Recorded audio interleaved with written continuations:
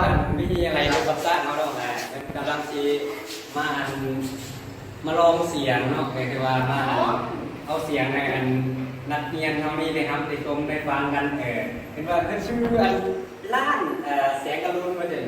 พอเชิญมาล้านเสียงกระลุนเนาะมายืนอยู่อันนำอันลิเกเนาะแล้วพวกเราทำไงเป็นระบบนี่อันนักเรียนยิงนักเรียนชายขึ้นกันอะไรนี่ไงที่มาห้องเพลงห้องเพลงนี่อย่างก็ให้เรือใบสาอ้าวจัดการให้รถเนาะดนตรีฮัสตาต่อไปก็ครับส่วนใดเนาะ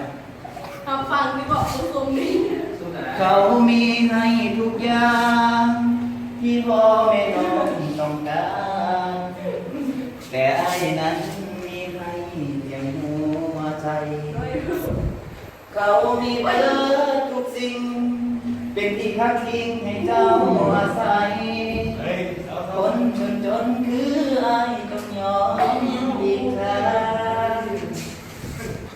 เจอมาไอ้สิหาหากเจ้านั้นหลายเพียงใด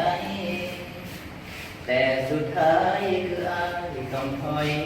ห่างแม้นว่าไอ้สิเก็บไอ้ก็สิเก็บเอาไว้ลำพังสิบ่คัดบ่อื่นบ่ฟังตามน้องกับเขาแม้นว่าเฮาสิฮักกัน